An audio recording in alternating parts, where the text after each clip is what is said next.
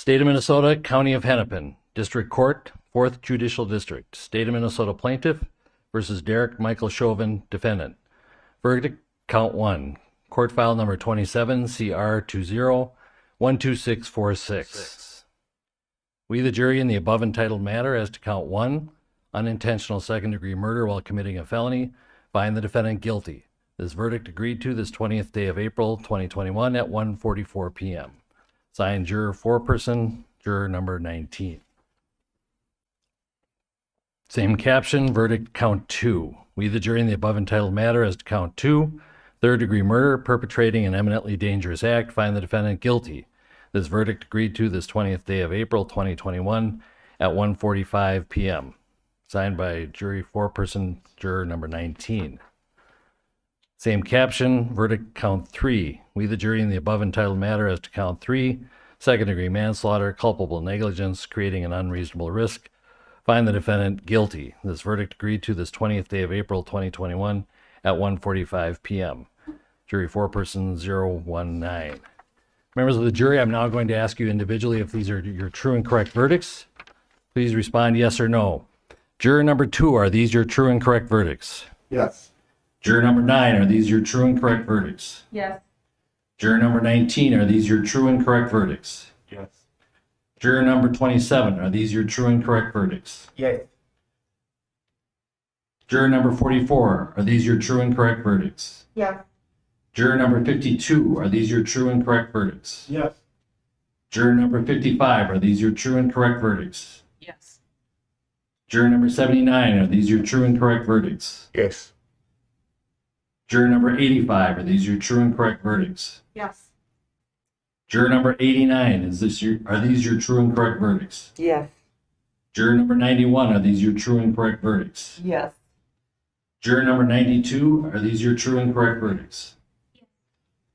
Are these your verdicts, so say you one, so say you all? Yeah. Members of the jury, I find that the verdicts as read reflect the will of the jury and will be filed accordingly.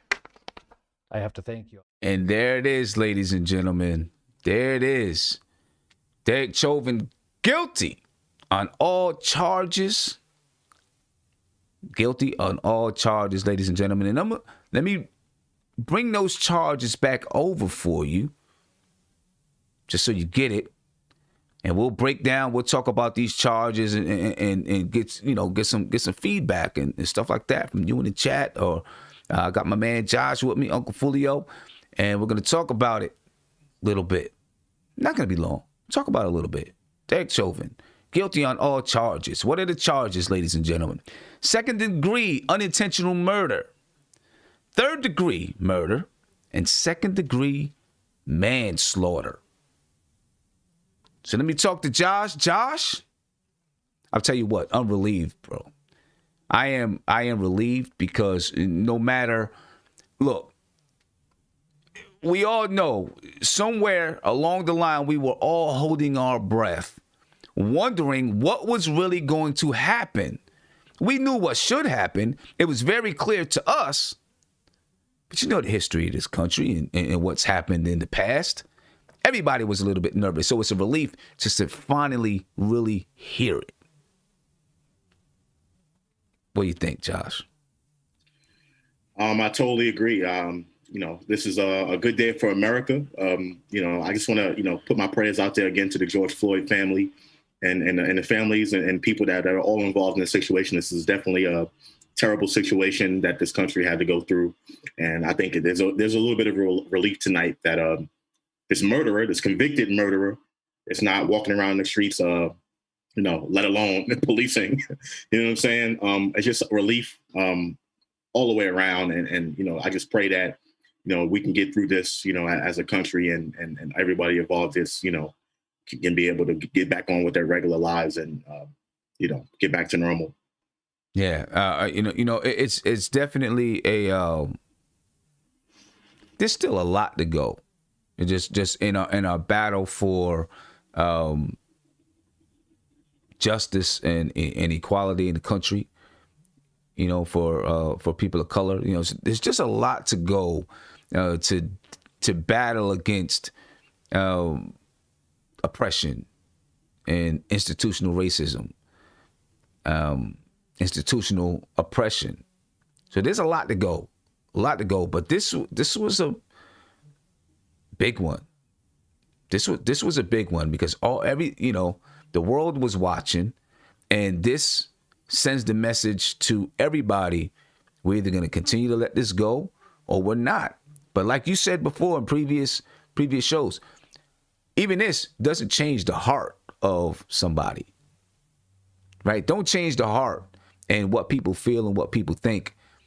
So we're pretty sure it's going to happen again. Of course, we've seen it happen twice over the last couple of weeks, Yep. right? Whatever the details of those cases are, we've seen it happen twice where, young men of color were killed by the police. So we know it's going to happen again. And that's why we say there's a lot more to do as far as policing is concerned in this country. The justice system as a whole in this country, there's a lot more to do. But it's a start. It's a start. And I'm going to tell you what. D.C., obviously Minnesota, cities and towns and states were getting ready. That right there lets you know the simple fact that these places were getting ready, boarding up businesses, getting ready to declare a state of emergency, lets you know that everybody had their breaths held. Because if he would have been found not guilty, I don't know, Josh. If he would have been found not guilty, it would have been mayhem. It'd have been mayhem. It'd have been crazy. I mean, my first thought, one of my first thoughts that I was thinking about as this whole thing was going on is, this is 30 years removed from Rodney King. I think Rodney King was probably one of the first ones that we've seen on tape of a police officer, police officers in that case, is abusing their power and using their badges as protection from the law, at the same law that they're supposed to be, protecting and enforcing. And I can't believe 30 years later, we're still talking about some of the same things. And we've seen what happened 30 years ago. The outcome didn't come out to the way, the public wanted it, or at least, a lot of the minority communities want it. And it was an uprising, straight up uprising from LA all the way, all the way throughout the country, Exactly. But specifically in LA. So, boarding up houses and boarding up businesses and things like that. It definitely would have been crazy if the outcome didn't come out the way we wanted it, but it did. I'm glad that, justice prevailed in this situation, and, we just got to keep moving forward one step at a time, as someone put in the chat. Yeah, so. yeah, exactly. But keep moving forward. What we can't do is take our foot off the gas, right? We can't say, okay, now this happened, we're all good. We can't, we got to keep, moving forward, and we got to keep trying to fight for justice and to eradicate this oppression that resides within the systems in this country. We got to continue to fight. Now, but even in this case, it's not over, right? There's still a lot left to be done. He goes to sentencing in 8 weeks, right? 8 weeks he'll go to sentencing. So you can still be holding your breath there, right? Now, we were talking about the sentencing before we even came on, and we'll read this out to you real quick.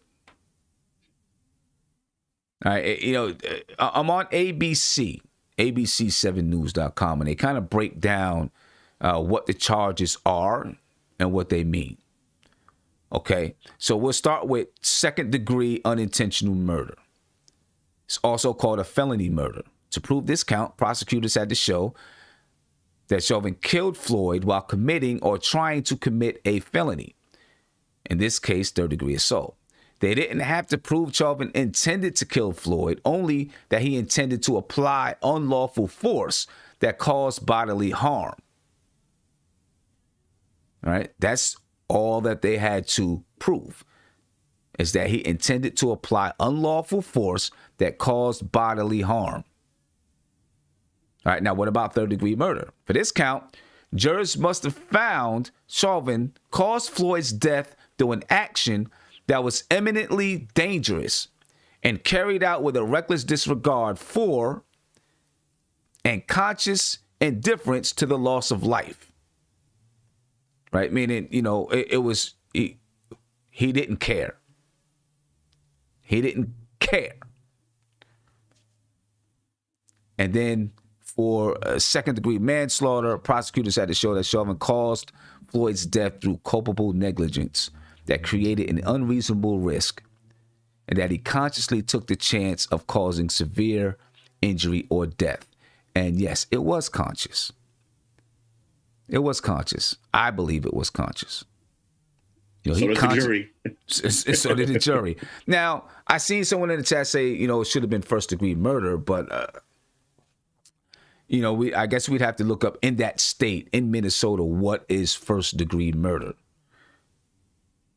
right? Because normally first degree is like premeditated. You had the intent. You sat and you thought, when I see George Floyd, this is exactly what I'm going to do.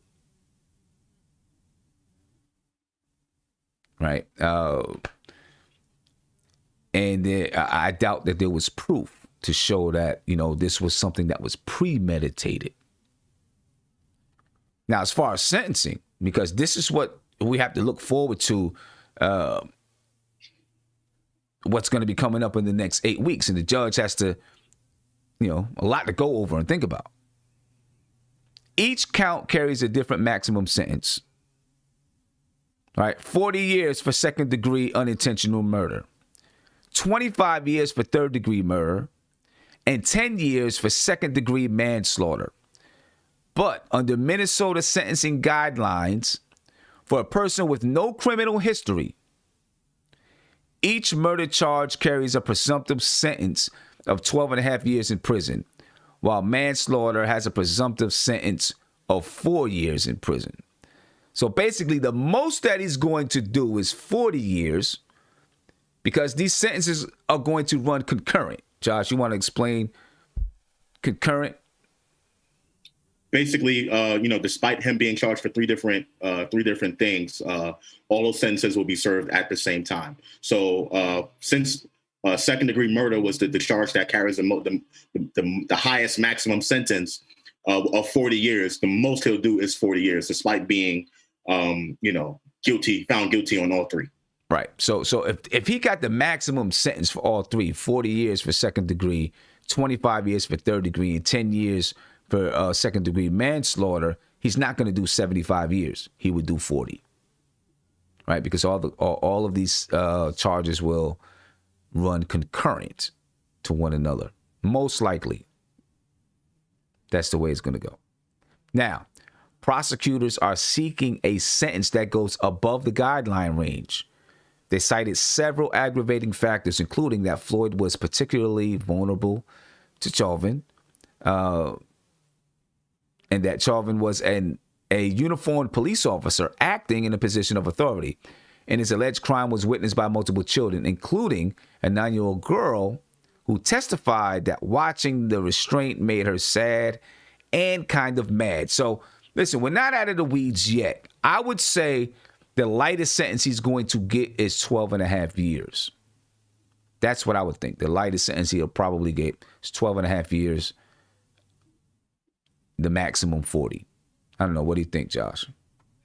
I agree. And another thing that, the judge and people have to take into account is normally when these trials happen, and I'm no legal expert by any means, but from my understanding of the law, they take into account previous, criminal history. If the person has, done crimes before, done crimes in the same, type of manner before, which, obviously Chauvin has not, because he's been a police officer for a long time.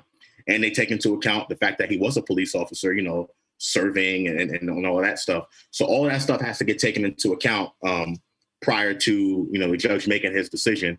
And that, for that reason, I don't think that Chauvin will do the 40 years, the maximum that we all want to see him do. Heck, we want to see him do more.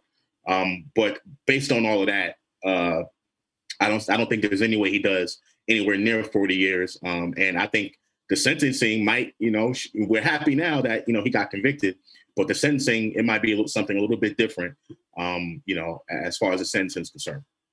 Yeah, that's very true. So that's something that I think, all should, keep paying attention. Don't think it's over. It's not over. He still has to be sentenced. And then even after he's sentenced, there's still so much work that we've got to continue to do.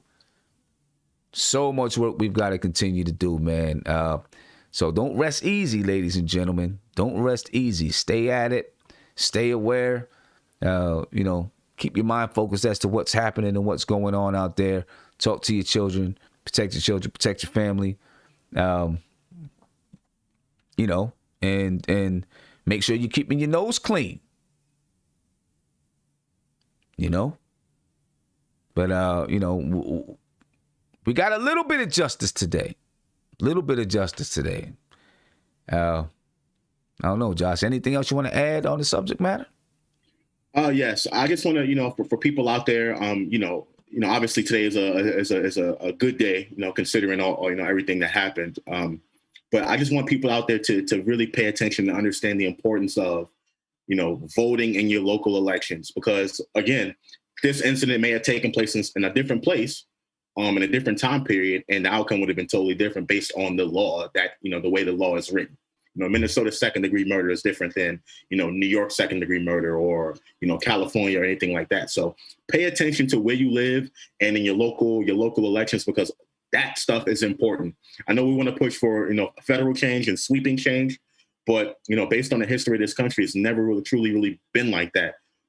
It's very important to know the local laws wherever you live and understand, what's going on in your communities from a political standpoint, because it matters. It matters. And today, luckily, it definitely went in the good direction that we all hope for. So just, everyone out there, I know we tend to focus on, presidential elections and what's happening nationally and hating Trump and Biden or whatever, but know who your mayor is, know who your local elected city officials are, your legislature, your state legislature, and start from there, because that's where a lot of these laws are written, in your state legislature.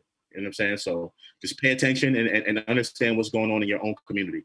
What Josh was just saying, your local government and being a participant in what's happening locally is even more important than being a participant in the national government.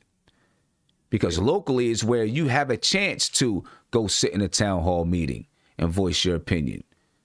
Right? Go to your state capitol when a bill is threatening to become a law and say how it impacts you and your family or your community, and bring, or join a group of hundreds of people that are maybe protesting a law that might impact your community negatively.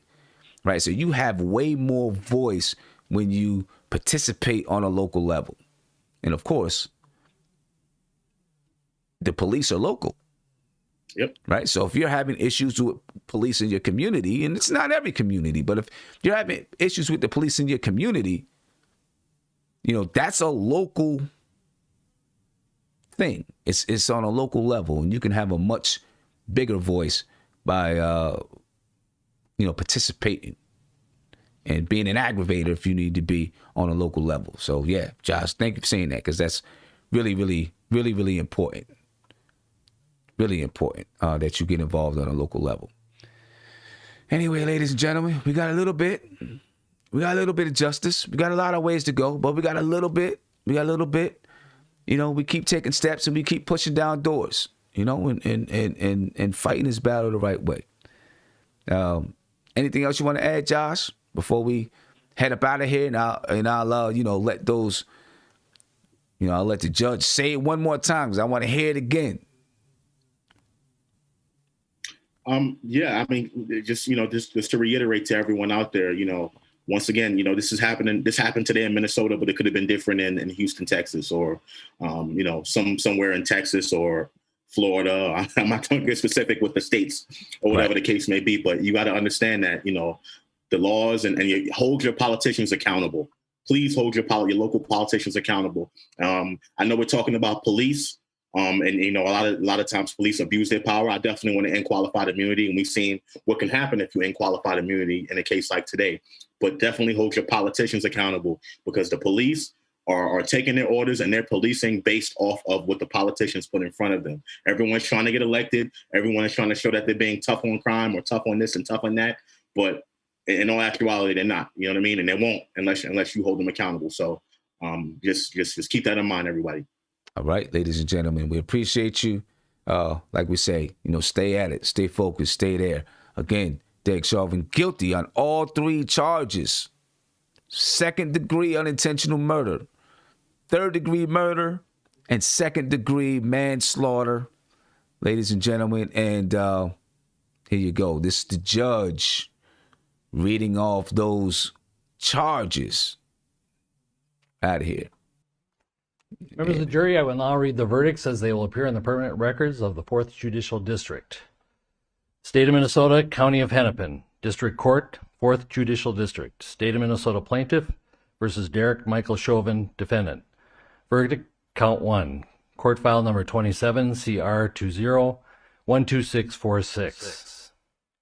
We, the jury, in the above entitled matter as to Count 1, unintentional 2nd-degree murder while committing a felony, find the defendant guilty. This verdict agreed to this 20th day of April, 2021 at 1:44 p.m. Signed, Juror 4-person, Juror number 19. Same caption, verdict, Count 2. We, the jury, in the above entitled matter as to Count 2, 3rd-degree murder, perpetrating an eminently dangerous act, find the defendant guilty. This verdict agreed to this 20th day of April, 2021 at 1:45 p.m. Signed by jury 4-person, Juror number 19. Same caption, verdict, Count 3. We, the jury, in the above entitled matter as to Count 3, 2nd-degree manslaughter, culpable negligence, creating an unreasonable risk, find the defendant guilty. This verdict agreed to this 20th day of April, 2021 at 1:45 p.m. Jury 4-person, 019. Members of the jury, I'm now going to ask you individually if these are your true and correct verdicts. Please respond yes or no. Juror number 2, are these your true and correct verdicts? Yes. Juror number 9, are these your true and correct verdicts? Yes. Juror number 19, are these your true and correct verdicts? Yes. Juror number 27, are these your true and correct verdicts? Yes. Juror number 44, are these your true and correct verdicts? Yes. Juror number 52, are these your true and correct verdicts? Yes. Juror number 55, are these your true and correct verdicts? Yes. Juror number 79, are these your true and correct verdicts? Yes. Juror number 85, are these your true and correct verdicts? Yes. Juror number 89, are these your true and correct verdicts? Yes. Juror number 91, are these your true and correct verdicts? Yes. Juror number 92, are these your true and correct verdicts? Are these your verdicts, so say you one, so say you all? Yes. Members of the jury, I find that the verdicts as read reflect the will of the jury and will be filed accordingly. I have to thank you on behalf of the people of the state of Minnesota for not only jury service, but heavy-duty jury service. What I'm going to ask you to do now is to follow the deputy back in.